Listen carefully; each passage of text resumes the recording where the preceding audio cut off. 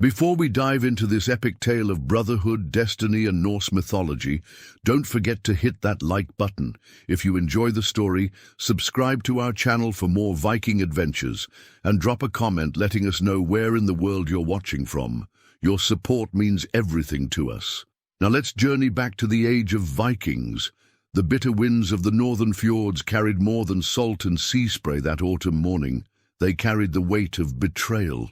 High above the churning waters, on a cliff overlooking the vast expanse of the North Sea, two small figures huddled together against the cold stone, their breath forming ghostly clouds in the frigid air. Astrid, barely 10 winters old, wrapped her thin arms around her younger brother Grimm, who had seen only 7 summers. Their once proud clan colours, now tattered and stained, fluttered like wounded birds in the relentless wind. The children's eyes, hollow with hunger and grief, stared out at the horizon where their people's longships had disappeared 3 days prior. "They're not coming back, are they?" Grimm whispered, his voice barely audible above the howling wind. His small fingers clutched a wooden carving, a wolf their father had made for him before the great battle that claimed both their parents' lives. Astrid tightened her embrace, feeling the sharp edges of her own carved raven pendant against her chest. "No, little brother, they're not."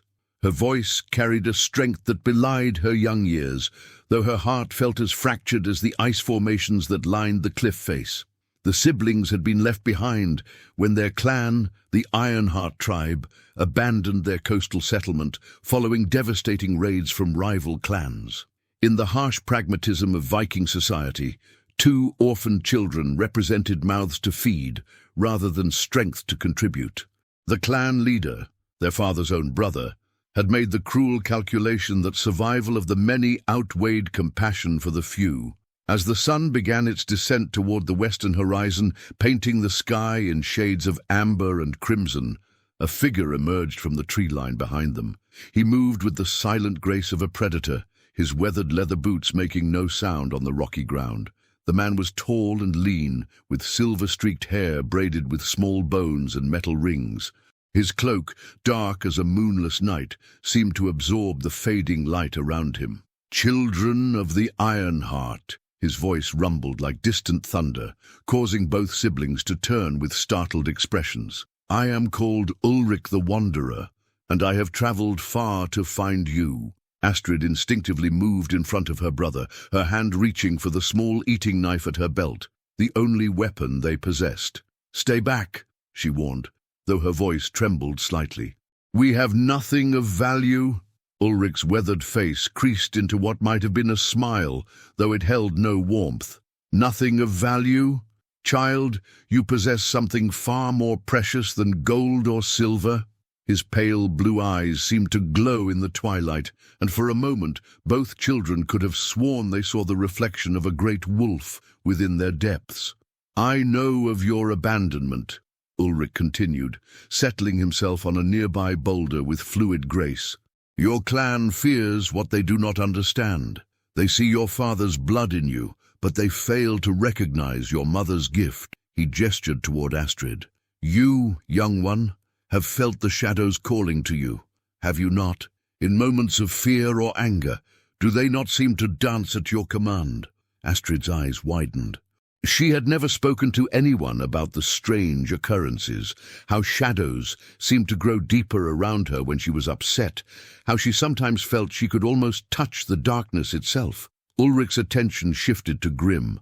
"And you, little wolf friend, do you not hear voices that others cannot? Do the creatures of the wild not speak to you in ways your brother cannot understand?" Grimm clutched his wooden wolf tighter, remembering the times he had felt certain he could understand the howls of distant wolves, the chattering of ravens, the subtle communications of forest creatures. "How do you know these things?" Astrid demanded, though her defensive posture had relaxed slightly. "Because I have been watching, waiting for the right time." Ulrich reached into his cloak and withdrew a leather pouch, from which he produced strips of dried meat and hard bread. "You must be hungry. Eat, and I will tell you a tale of old." The children, despite their wariness, were indeed starving.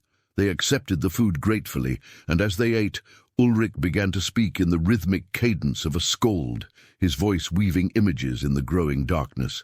Long ago, before the first longship touched these waters, the gods walked among mortals. Great Odin sought wisdom, cunning Thor wielded his hammer, and wise Frigg wove the fates of men. But there was another, Fenrir, the great wolf, son of Loki the shape-changer. Fenrir grew mighty and proud, and the gods, fearing his power, bound him with chains of their own making. The wind seemed to quiet as Ulrich spoke, and the children found themselves leaning forward, captivated by his words. But Fenrir was not defeated. From his prison he watched and waited, seeking those who carried the old blood, the ancient gifts that flow through certain bloodlines like hidden rivers. Your parents, children, carried such blood. Your father could commune with ravens. Your mother could bend shadows to her will. These gifts now flow in your veins. Our parents never spoke of such things, Astrid protested, though her voice held more curiosity than disbelief. They hid their abilities, as many do in these times. The Christian priests speak against the old ways, and even among our own people, fear of the unknown grows. But hiding one's nature does not make it disappear, it only makes it grow stronger in silence. As if summoned by his words, the shadows around their small camp seemed to deepen, and in the distance, a wolf's howl echoed across the fjord. Grimm's head turned sharply toward the sound, his eyes reflecting a strange understanding. "He calls to us," Grimm whispered, his voice carrying an odd certainty. Ulrich nodded slowly. "Yes, young one. He has been calling for some time. The question is whether you are ready to answer." "What do you want from us?" Astrid asked, her practical nature asserting itself despite the mystical atmosphere of the conversation. "I offer you a choice," Ulrich replied, rising to his feet. "You can remain here, abandoned and alone, struggling to survive until winter claims you. Or you can come with me to my hall in the deep forest, where I will teach you to understand and control the gifts you carry. In return, you will serve a greater purpose, one that may determine the fate of gods and mortals alike." The siblings exchanged glances. They had little choice, truly, but something in Ulrich's manner suggested that their decision mattered more than simple survival. "If we come with you," Astrid said carefully, "what guarantee do we have that you won't abandon us, as our clan did?" Ulrich extended his hand, and in the moonlight they could see a tattoo covering his palm, an intricate design of interwoven wolves and ravens. "I swear by the old gods and the ancient ways that no harm will come to you under my protection. You will be fed, sheltered, and trained. In time, you will understand your true purpose." Grimm stood first, his small hand reaching toward Ulrich's outstretched palm. "I can hear him," he said softly. "The great wolf. He's been calling in my dreams." Astrid hesitated a moment longer, then placed her hand over her brother's.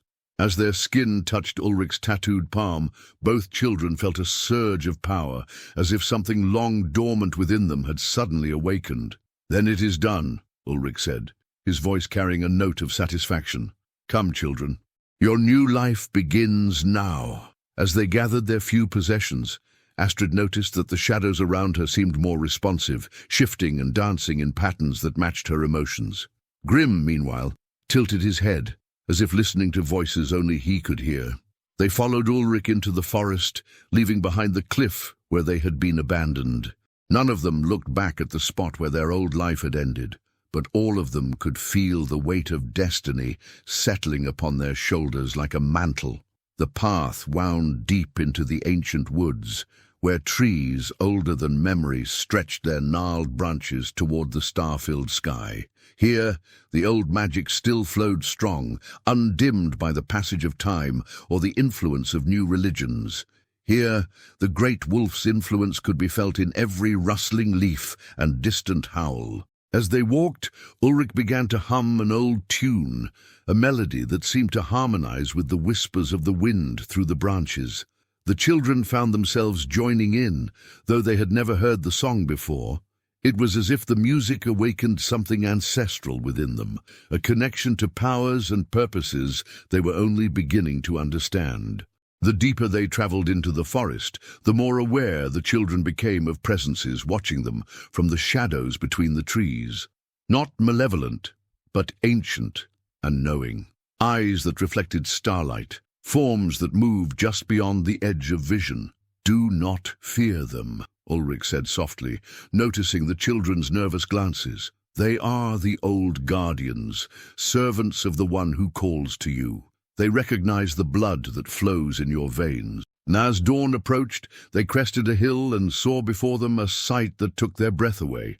Nestled in a valley surrounded by towering pines stood a magnificent hall, built in the old style with massive timber beams and a roof that curved like a ship's hull. Smoke rose from multiple hearths, and the sound of hammering echoed from what appeared to be a forge. "Welcome to Ravenshollow," Ulrich announced. "Your new home." 3 moons had passed since Astrid and Grimm arrived at Ravenshollow, and the ancient hall had become more than a refuge. It had become a place of transformation.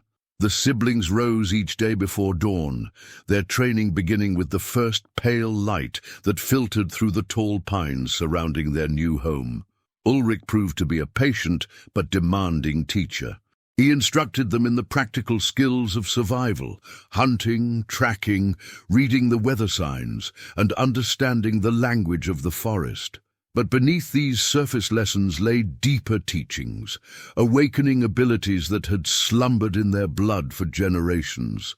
On this particular morning, frost covered the training ground behind the hall, and their breath misted in the cold air as they practiced their exercises. Astrid worked with wooden practice swords, her movements becoming more fluid with each passing day. But it was not her swordsmanship that drew Ulrich's attention. It was the way shadows seemed to gather around her blade, giving it an almost living quality.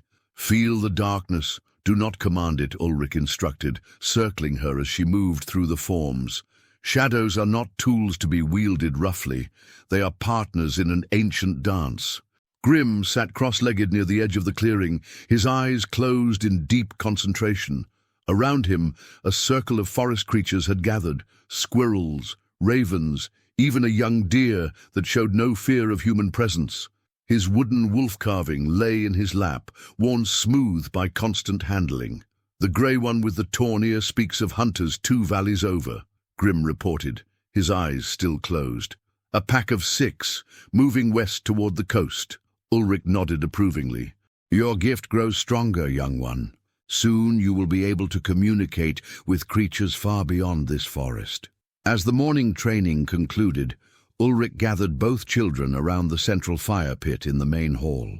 The interior of Ravenshollow was a marvel of craftsmanship, with intricate carvings covering every wooden surface. Wolves, ravens, and ancient runes told stories of gods and heroes, of battles between light and darkness that had shaped the world since its creation. "Today, we will speak of your true heritage," Ulrich began, his weathered hands wrapped around a horn of warm mead. "The gifts you carry are not accidents of birth. They are echoes of a time when the barriers between worlds were thinner, when gods walked among mortals, and the old magic flowed like rivers through the land."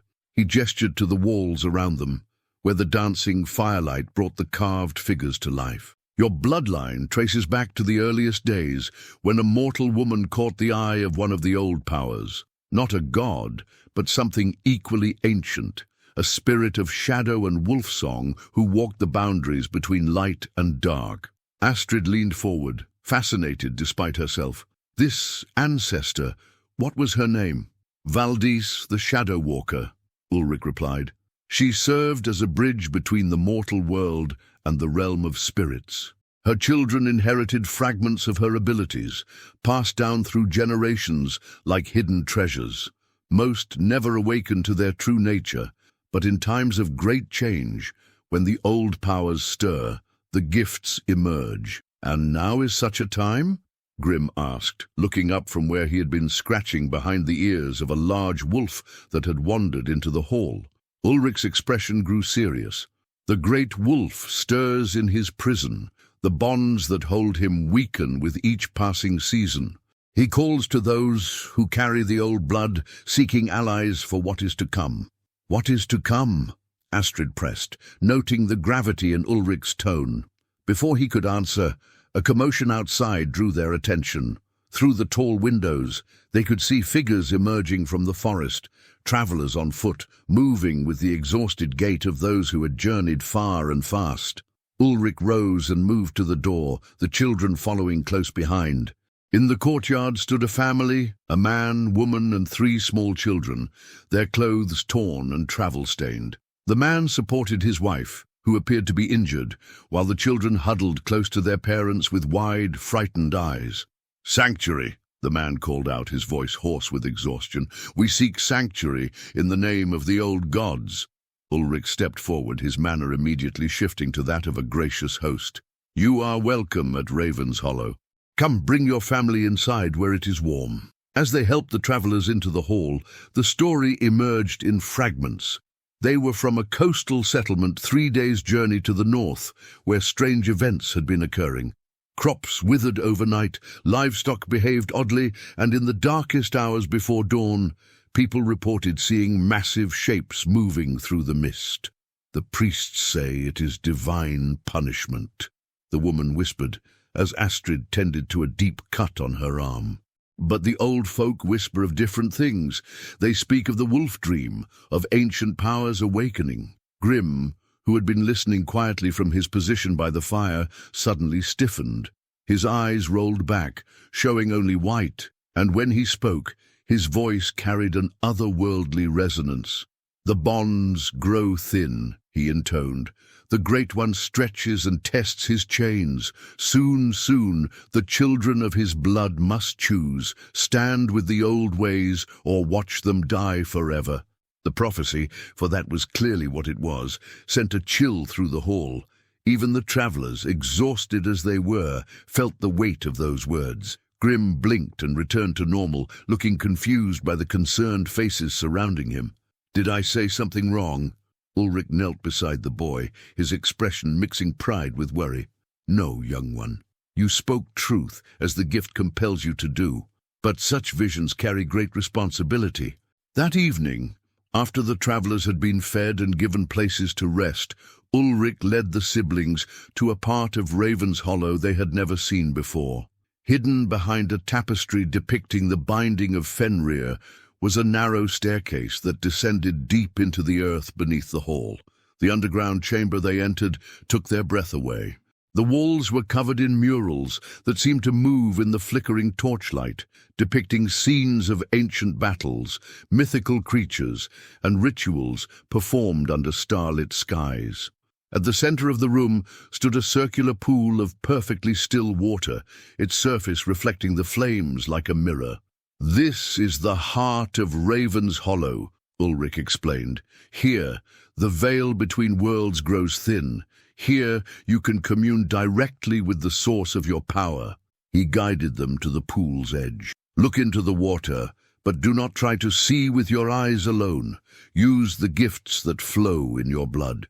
Astrid peered into the depths and gasped. Instead of her own reflection, she saw a great wolf, its fur darker than the space between stars, its eyes burning with ancient intelligence. Around the wolf, shadowy figures moved and danced, and she realized with a start that she was seeing into Fenrir's prison. Grimm's vision was different. He saw a vast network of light connecting every living thing, threads of communication that linked wolf to raven, deer to eagle, human to all the creatures of the wild. At the center of this web stood the same great wolf, but here he appeared not as a prisoner, but as a guardian of the natural order. "He is not evil," Grimm whispered, his voice filled with wonder. "He's trying to protect something." Ulrich nodded slowly. "The gods imprisoned Fenrir, not because he was wicked, but because they feared his power to change the world. They preferred a static universe where they ruled unchallenged, rather than face the natural cycle of growth, death, and rebirth that the wolf represents." "But why us?" Astrid asked, unable to tear her gaze away from the wolf's burning eyes. "Why were we chosen?" "Because you carry both sides of the ancient struggle," Ulrich replied. Shadow and light, wild nature and human reason, the old ways and the new world that is coming. You have the potential to be bridges rather than warriors, to find a path that serves both gods and mortals. The wolf in the pool seemed to nod, and both children felt a warmth spread through their chests, as if they had been blessed by an ancient power. As they prepared to leave the chamber, Ulrich placed a hand on each child's shoulder. Your training now enters a new phase. The gifts you have developed are still growing, but they are no longer dormant. You will find that shadows respond to your emotions, he said to Astrid, and that all creatures of the wild recognize you as kin, he added to Grimm.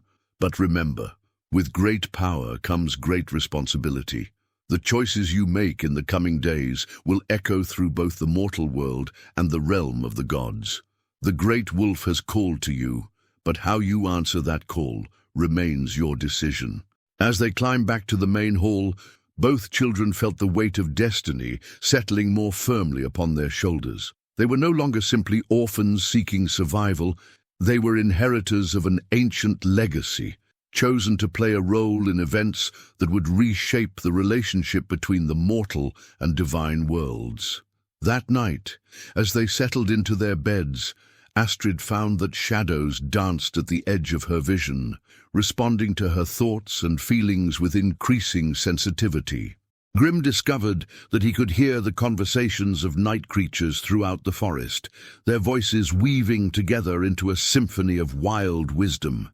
Neither child slept easily, for they both sensed that their training was about to take a much more serious turn. The great wolf had accepted them as his chosen ones, but the true test of their worthiness lay ahead. Outside their windows, the aurora borealis painted the northern sky in sheets of green and gold, as if the gods themselves were taking notice of the powers awakening in the ancient hall of Ravenshollow. In the months that followed, Astrid and Grimm's abilities continued to grow under Ulrich's careful guidance. The Hall of Ravenshollow became a beacon for those touched by the old magic, refugees from settlements where strange events had driven people from their homes, seers who spoke of prophetic dreams, and warriors who remembered the ancient oaths sworn to powers older than kingdoms. Astrid learned to weave shadows into shields and pathways, becoming a guardian of hidden knowledge and protector of the innocent. Her gift allowed her to move unseen through hostile territory, carrying messages between scattered communities and helping those who could not help themselves. Grimm developed into a bridge between the human world and the wild places, his ability to communicate with animals making him an invaluable scout and mediator. Through his connections with wolves, ravens, and other creatures, he helped establish a network of information that spanned the northern territories. But perhaps most importantly, both siblings learned that their powers came with choices. They could use their gifts to serve the great wolf's desire for freedom, potentially unleashing forces that might reshape the world in unpredictable ways. Or they could seek a middle path, using their abilities to heal the growing rift between the old ways and the new, between the wild places and human civilization. As they stood on the threshold of adulthood, the children who had once been abandoned by their clan had become something entirely new, bridges between worlds, guardians of balance, and perhaps the key to a future where gods and mortals could coexist without fear. The great wolf still called to them in their dreams, but now they understood that his call was not a command, but an invitation to help heal an ancient wound. The path forward would not be easy, but it was theirs to walk together, as siblings bound not just by blood, but by shared purpose and the deep magic that flowed through their veins. In the growing twilight of the old gods and the dawn of a new age, Astrid and Grimm had found their place, not as weapons in an ancient war, but as healers working to write a different ending to a story that had been told in anger and fear for far too long. Their true adventure was just beginning. Thank you for joining us on this epic journey through Norse mythology and Viking lore. If you enjoyed this tale of brotherhood, destiny, and ancient magic, Please give this video a thumbs up and subscribe to our channel for more incredible stories from the age of Vikings. Don't forget to comment below and let us know where you're watching from. We love hearing from our global community of mythology enthusiasts. Until next time, may the old gods watch over your path.